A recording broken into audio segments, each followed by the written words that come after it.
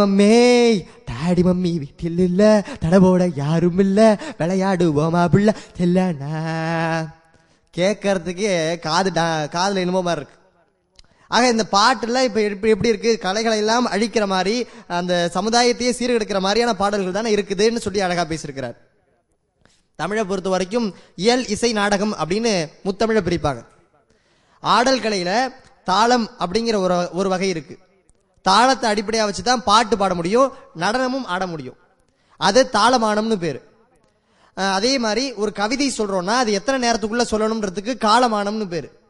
இந்த தாளமானத்தையும் காலமானத்தையும் சேர்த்து வச்சு இடமானம்னு ஒன்று கணக்கு பண்ணாங்க. அதுதான் கட்டடக்கலைக்கான அடிப்படையே. ஆக இயல் இசை நாடகம் கட்டிடம் சிற்பம்னு 5 விதமான கலைகளை நம்முடைய தமிழ் கொண்டிருந்ததுங்கிறதுனால இது ஐந்தமிழ் மரபுன்னு சொல்லுவாங்க. இப்படி பல கலைகளை தன்னகத்தே பூந்த மொழி தமிழ், இது ஆயக்கலைகள் 64 கொண்ட மொழி தமிழ், இப்படி எப்படிப்பட்ட சிறப்புகள் எல்லாம் இருக்குது இந்த தமிழ் மொழியில. ஆனா அந்த தமிழ் மொழி எப்படி போயிட்டு இருக்குங்கிறத பத்தி வேதனையா பேசியிருக்கிறாப்ல. இப்ப 2 பக்கமும் பேசியிருக்கிறாங்க. இந்த 2 பக்கம் பேசுறதுல சீர்தூக்கி பார்த்து தான் தீர்ப்பு சொல்லணும். ஒரே ஒரு நாட்டுப்புற பாட்டை மட்டும் சொல்லி அந்த நாட்டுப்புற பாட்டுல தமிழ் இலக்கியத்தினுடைய பண்பாடுகள் எல்லாம் எப்படி இருக்குங்கிறத பத்தி சொல்லிட்டு என்னுடைய உரைக்கு திரையிடுறேன். ஒரு பாட்டு. அந்த உருண்ட மலை ஓரத்துல உருண்ட மலை ஓரத்துல உருண்ட மலை ஓரத்துல உருண்ட மலை ஓரத்துல உளுந்து காய போட்டிருந்தேன், அந்த உளுந்த கூட்டி அள்ளும் முன்னே, அந்த உளுந்த கூட்டி அள்ளும் முன்னே இந்த சண்டாள சிமையில இன்னைக்கு உரிமை சத்தந்தான் கேட்டதென்ன.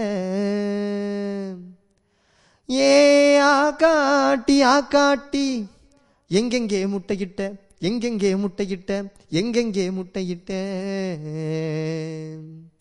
நான் கள்ளே துளைச்சி கருமலையில் முட்டையிட்டேன் கருமலையில் முட்டையிட்டேன் கருமலையில் முட்டையிட்டேன் கருமலையில் முட்டையிட்டேன், நான் இட்டது 4 முட்டை பொறிச்சது 3 குஞ்சி, ஐயனா இட்டது 4 முட்டை பொறிச்சது 3 குஞ்சி,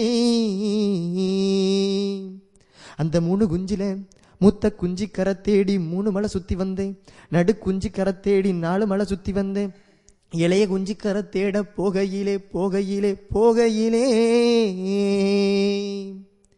என்ன காணாங்குரத்தி மையம் ஐய என்ன காணா குரத்தி மையே, என்ன காணாங்குரத்தி மையம் கண்டிருந்து கண்ணி போட்டான்,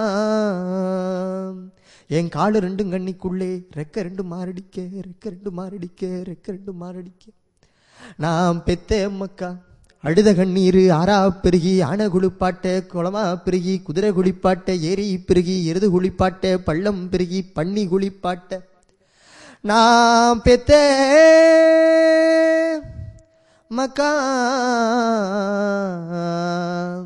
நான் பெத்த மக்கா உங்களை பாதியில விட்டு நான் இப்போ பரலோகம் போறேனே போறேனே போறேனே போறேனே,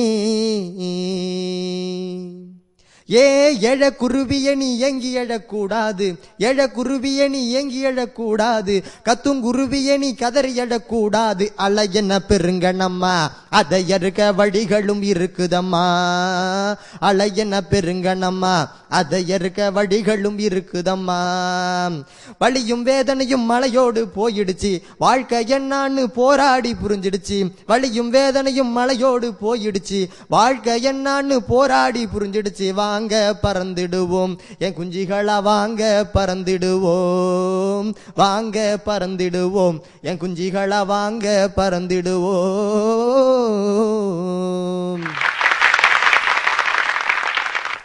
துன்பம் என்ற கடலை தாண்டி செல்ல தோணியாவது கீதம் என்று ஒரு பழைய கவிதை.